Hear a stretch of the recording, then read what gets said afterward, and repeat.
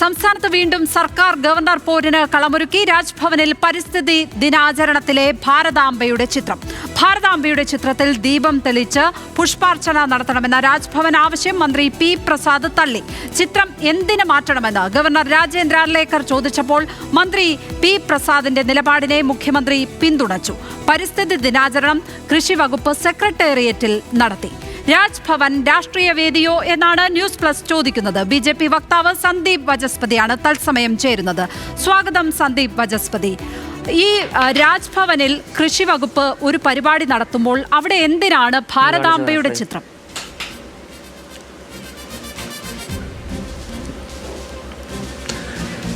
രാജ്ഭവനിൽ നിന്നല്ല, ഭാരതത്തിൽ എവിടെ ഏത് പരിപാടി നടത്തിയാലും ഭാരതാംബയുടെ ചിത്രമല്ലേ ഉപയോഗിക്കേണ്ടത്? പാകിസ്ഥാന്റെ ചിത്രം ഉപയോഗിക്കാൻ പറ്റുമോ? പാകിസ്ഥാന്റെ ചിത്രം ഉപയോഗിക്കണമെന്ന് ആരും ഇവിടെ ആവശ്യപ്പെടുന്നില്ല. ഭാരതാംബയുടെ ചിത്രം RSS പരിപാടികളിൽ ഉപയോഗിക്കുന്ന ഭാരതാംബയുടെ ചിത്രം രാജ്ഭവൻ പോലെ ഒരു ഭരണഘടനാ സ്ഥാപനത്തിൽ ഒരു പരിപാടി നടക്കുമ്പോൾ എന്തിനുപയോഗിക്കുന്നു? ആ രാജ്ഭവനെ ഒരു രാഷ്ട്രീയ വേദിയാക്കി ഗവർണർ രാജേന്ദ്ര അർലേക്കർ മാറ്റുന്നുണ്ടോ എന്നുള്ളതാണ് ചോദ്യം.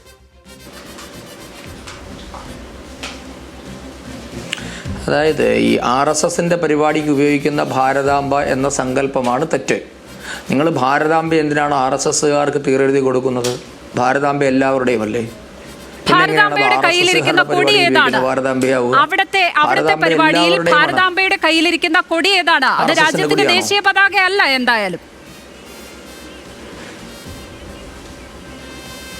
അവിടെയാണ് ഈ പ്രശ്നം. 47-ന് ശേഷമുള്ള ചരിത്രം മാത്രം അറിയുന്ന അല്പബുദ്ധികളുടെ പ്രശ്നമാണിത്.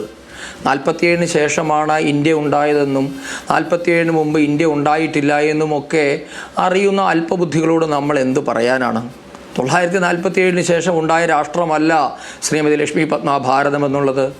ഭാരതം ലക്ഷക്കണക്കിന് വർഷത്തെ പാരമ്പര്യമുള്ള ഒരു രാഷ്ട്രമാണ്. ആ രാഷ്ട്രത്തിൻ്റെ പതാകയാണത്. അത് RSSകാരൊന്നുമല്ല ഉപയോഗിച്ചിട്ടുള്ളത്. അതാണ് ഞാൻ പറഞ്ഞത്. നമ്മൾ ഭാരതത്തിൻ്റെ ചരിത്രം പഠിക്കാതെ നമ്മൾ വെറുതെ ഏതെങ്കിലുമൊക്കെ രാഷ്ട്രീയക്കാരന്മാർ വയറ്റിപ്പഴപ്പിന് വേണ്ടി എന്തൊക്കെയോ പറയുന്നത് കേട്ട് ദയവ് ചെയ്ത് രാഷ്ട്രത്തെ ഇകഴ്ത്തരുത്. ബാക്കി നമുക്ക് എന്തും ചെയ്യാം.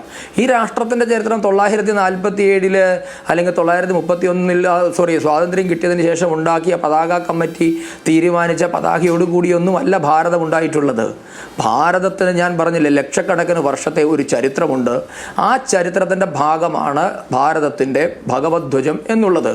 അത് RSSകാർ മാത്രമല്ല ഉപയോഗിക്കുന്നത്. അതാണ് ഞാൻ പറഞ്ഞത്. നമുക്ക് രാഷ്ട്രത്തെപ്പറ്റി ആദ്യം ഒന്ന് പഠിക്കണം. നിങ്ങൾ ഭാരതത്തിലെ ക്ഷേത്രങ്ങളിലൊക്കെ പോയിട്ടുണ്ടെങ്കിൽ കാണാൻ സാധിക്കും. ഭാരതത്തിലെ മിക്കവാറുമുള്ള ക്ഷേത്രങ്ങളിലൊക്കെ 2 വാലുകളുള്ള ധ്വജമാണ് ഉപയോഗിക്കുന്നത്.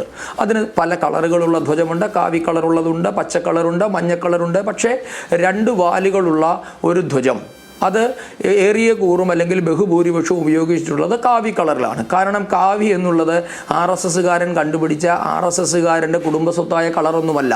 കാവി എന്നുള്ളത് ഈ രാഷ്ട്രത്തിലെ സന്യാസിമാർ ചെയ്യുന്ന യജ്ഞത്തിൽ ഉയർന്നു പൊങ്ങുന്ന അഗ്നി, ആ അഗ്നിയുടെ കളറാണ് കാവി.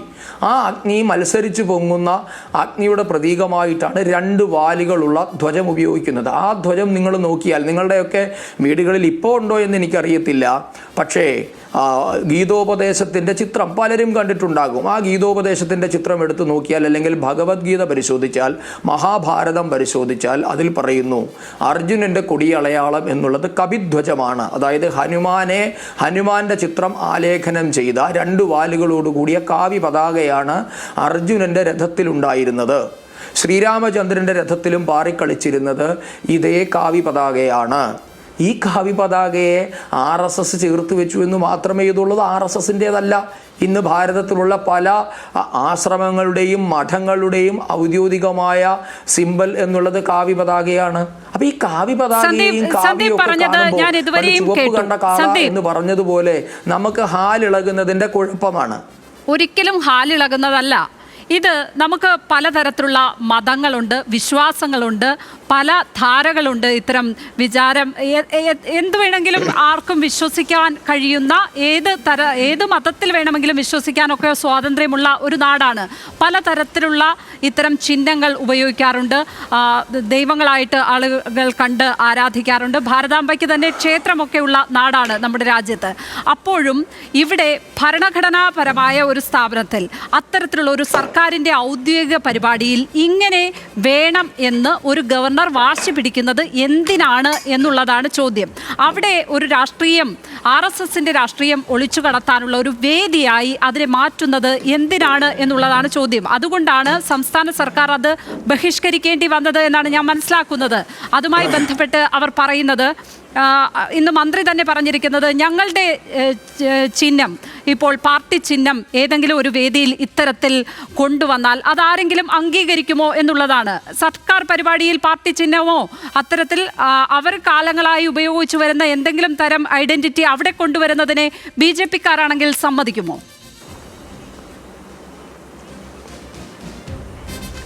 ഈ ചോദ്യത്തിന് രണ്ട് ഭാഗങ്ങളുണ്ട്. അതിൻ്റെ അവസാന ഭാഗം ആദ്യം പറയാം. എന്തിനാണ് രാജ്ഭവനിൽ ഈ ചിത്രം ഉപയോഗിച്ച് വാശി പിടിക്കുന്നതെന്ന് നിങ്ങൾ ഗവർണറോട് ചോദിക്കണം. അത് BJP-ക്കാരനായി എന്നോട് ചോദിച്ചിട്ട് കഥയില്ല. കാരണം ഗവർണറെ അപ്പോയിൻ്റ് ചെയ്തത് BJP അല്ല, ഇന്ത്യയുടെ പ്രസിഡന്റാണ്, രാഷ്ട്രപതിയാണ്, ശ്രീമതി ദ്രൗപദി മുർമുവാണ് അദ്ദേഹത്തെ അപ്പോയിൻ്റ് ചെയ്തിരിക്കുന്നത്. അതുകൊണ്ട് അദ്ദേഹം അങ്ങനെ കടുംപിടുത്തം കാണിക്കുന്നത് എന്താണെന്ന് നിങ്ങൾ രാജേന്ദ്ര അർലേക്കറോട് ചോദിക്കാം. ആർക്കും ആ രാജ്ഭവനിൽ കടന്നിയെല്ലാം ആർക്കും അദ്ദേഹത്തോട് ചോദിക്കാം. അപ്പോൾ അതിന് മറുപടി പറയേണ്ട ബാധ്യത എനിക്കില്ല. പിന്നെ രണ്ടാമത്തെ, നിങ്ങൾ അവസാനത്തെ ഭാഗത്തിൻ്റെ ഒരു ചോദ്യം കൂടിയുണ്ട്. ഇത്തരം സർക്കാർ പരിപാടികളിൽ ഇത് ചെയ്യുന്നത് BJP അംഗീകരിക്കുമോ, അല്ലെങ്കിൽ ഇത് RSSന്റെ ചിഹ്നം ഒളിച്ചു കടത്തുകയാണ്. അതായത് ശ്രീമതി ലക്ഷ്മി പത്മ, നിങ്ങൾ എന്തിനാണ് ഈ ഒളിച്ചു കടത്തുന്നത്? RSS ഈ രാജ്യം ഭരിക്കുന്ന സംഘടനയാണ് സർ. RSSൽ നിന്ന് പ്രചോദനം ഉൾക്കൊണ്ട RSSകാരനായ RSS വളർത്താൻ വേണ്ടി നിങ്ങൾ ഈ പറയുന്ന RSSനെ നിങ്ങൾ വലിയ വർഗീയ ഫാസിസ്റ്റ് സംഘടനയാണെന്നാണല്ലോ പറയുന്നത്. അതേ വർഗീയ ഫാസിസം പ്രചരിപ്പിക്കുന്നതിന് വേണ്ടി ജീവിതം ഒഴിഞ്ഞു വെച്ച ഒരു പ്രചാരകനാണ് ഇന്ത്യ ഭരിക്കുന്നത്. പിന്നെ എന്തിനാണ് ഈ ഒളിച്ചു കടത്തുന്നത്? അദ്ദേഹം പറഞ്ഞിട്ടുണ്ടല്ലോ RSSകാരൻ. അദ്ദേഹം കഴിഞ്ഞ മാസങ്ങൾക്ക് മുമ്പ് RSS